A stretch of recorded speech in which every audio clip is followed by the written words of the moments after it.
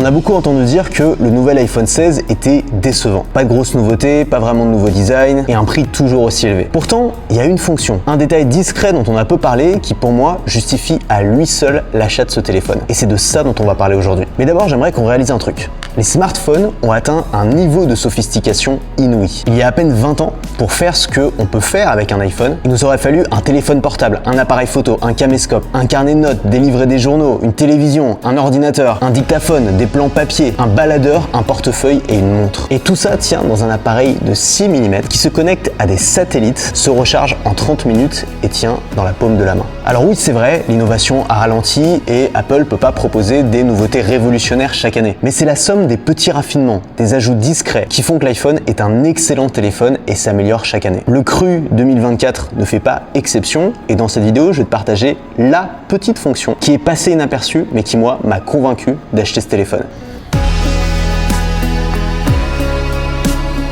Et donc cette fonction qui m'a convaincu d'acheter le nouvel iPhone, c'est pas le port USB-C, même si je suis très content qu'il y ait enfin un port USB-C sur l'iPhone. Ce qui m'a convaincu d'acheter cet iPhone, c'est pas non plus le caméra control, le bouton pour déclencher la caméra, même si je trouve ça toujours cool d'avoir un nouveau bouton et en effet ça permet d'avoir un nouveau raccourci qui est utile.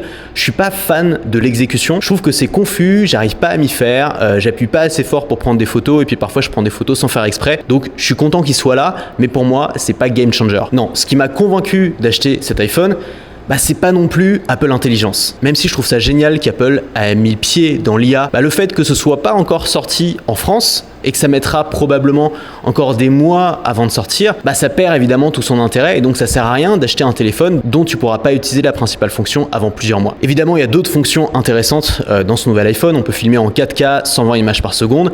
C'est pas non plus la raison pour laquelle j'ai acheté parce que qui a envie de devoir traiter des fichiers aussi lourds, que ce soit pour la mémoire de son téléphone, pour le transfert vers l'ordinateur, pour le poids du fichier de montage et enfin pour l'upload sur les plateformes. Je pense que c'est utile pour certains cas très particuliers ou pour les professionnels qui utilisent déjà probablement d'autres types d'appareils que des iPhones, mais moi je sais que cette fonction je n'utiliserai pas. Enfin, ce qui m'a convaincu d'acheter cet iPhone, c'est pas non plus la puissance, parce que moi j'avais un iPhone 14 Pro et j'avais déjà toute la puissance dont j'avais besoin. En fait, ça fait des années que les iPhones sont largement assez puissants, ils fonctionnent en total sous-régime. Apple en a profité pour améliorer un peu la batterie, ce qui est cool, l'iPhone va tenir plus longtemps. Le matériau titane qui est utilisé depuis l'iPhone 15, je l'aime énormément et c'est la première fois en fait que j'ai pas envie de mettre de coque sur mon iPhone, parce que avant il y avait un espèce d'acier inoxydable qui prenait toutes les traces de doigts et j'avais vraiment l'impression d'avoir un bijou fragile et précieux entre les mains. Mais là avec le titane, c'est plus doux, plus agréable entre les mains, c'est aussi plus léger, donc on a moins peur de le casser si on le fait tomber. Et donc pour l'instant, j'ai pas mis de coque, on va voir combien de temps il tient. Donc ça c'était pour les nouveautés des derniers iPhones et comme tu le vois, il y a pas mal de choses, mais ça reste de l'incrémental. C'est pas des choses qui vont changer ma vie en tant que créateur de contenu ou en tant qu'utilisateur d'iPhone.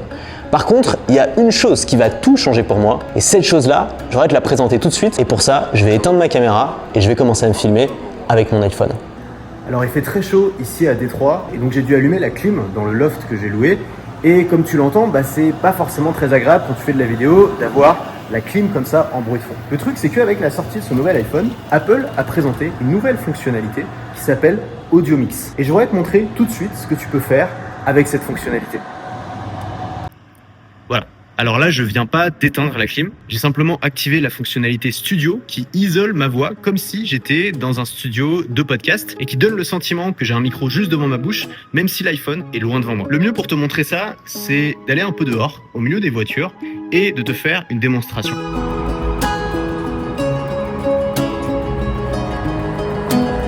Tu vois, si t'aimes bien faire des vlogs, la caméra parfaite pour faire des vlogs, c'est ton iPhone, c'est ton téléphone. Pourquoi ? Parce que tu l'as toujours sur toi.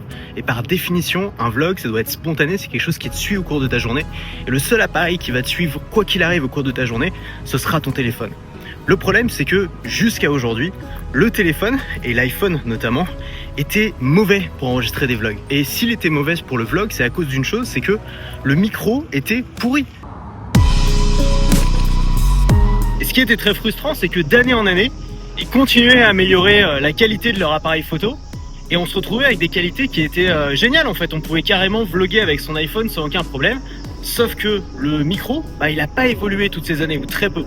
Et donc on s'est retrouvé avec un téléphone qui avait une caméra super perfectionnée, mais avec un son qui isolait très mal la voix, qui donnait une voix un peu faible et ça donnait un résultat qui n'était pas terrible. Voilà, pour te donner une idée, ça c'est le son qui est capturé par l'iPhone 14 Pro. C'était la caméra que j'utilisais jusque-là sur mon iPhone. Et là, c'est le son enregistré par mon iPhone 14 Pro en caméra ultra grand angle. Et donc qu'est-ce qu'ils ont changé avec cette nouvelle génération? Ils ont changé deux choses. La première chose, c'est les micros internes. Ils ont été adaptés pour pouvoir tourner des vidéos faites pour le casque VR d'Apple, l'Apple Vision Pro. Bon, je sais pas exactement ce qui a changé, mais en gros, il y a eu une différence matérielle. Et surtout, ils ont mis l'intelligence artificielle dans les micros qui permettent d'isoler la voix et donc d'avoir cet effet. Oula, qu'est-ce que je fous là? Je suis pas du tout au bon endroit, j'arrive sur une autoroute.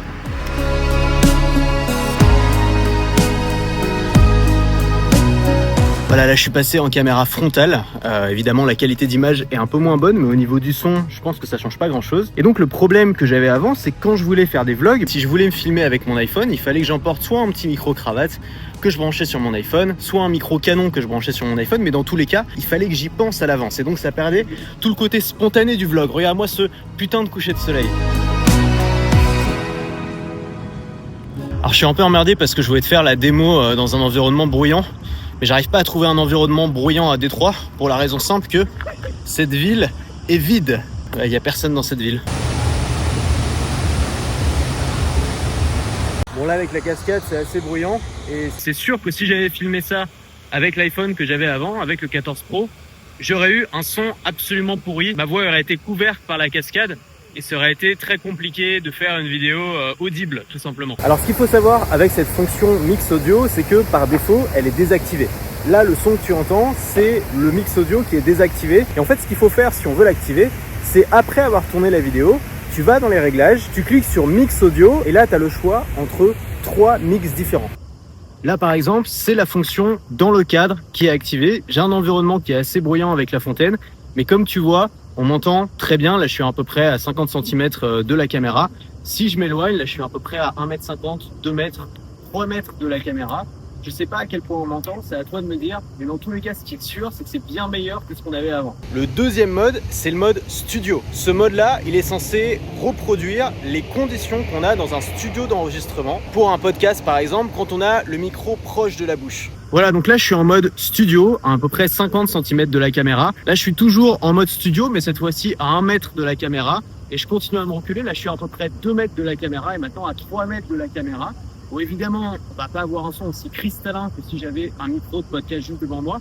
Mais c'est pareil, c'est quand même assez bluffant et on peut très bien tourner des vlogs avec une bonne qualité audio. Et enfin, on a le mode cinématique, c'est le mode que je viens d'activer là maintenant. Le mode cinématique, il capte tous les sons qu'il y a autour de la caméra et il les met tous au premier plan en mettant quand même en avant les voix. Donc tu as un son qui ressemble un peu à ce que tu verrais au cinéma dans une scène où c'est important d'avoir l'ambiance autour. Ça peut être très sympa aussi pour faire des vlogs dans un environnement où t'as pas non plus envie de te couper complètement de l'environnement.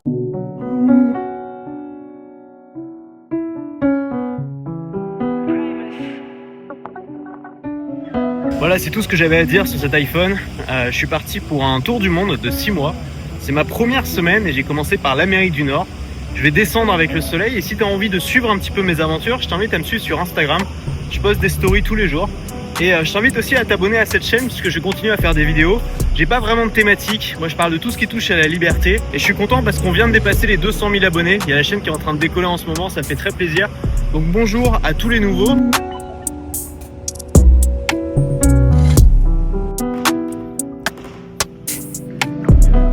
Avant de terminer cette vidéo, je voulais faire un dernier test. J'ai regardé les images, j'ai l'impression que la fonction mix audio a 2 ennemis. Le premier ennemi, c'est le bruit ambiant. Quand le bruit ambiant est trop fort, comme quand j'étais sur ma trottinette, la qualité de ma voix est dégradée. Et le deuxième ennemi, c'est la distance. Dès que je m'éloigne un peu trop de mon iPhone, on voit bien qu'il a du mal à extraire l'audio, ce qui est normal. Et donc, je voulais faire ce dernier test dans une pièce calme. J'ai coupé la clim à peu près 1 mètre de la caméra. Donc, je suis pas particulièrement proche, mais je suis pas particulièrement loin non plus.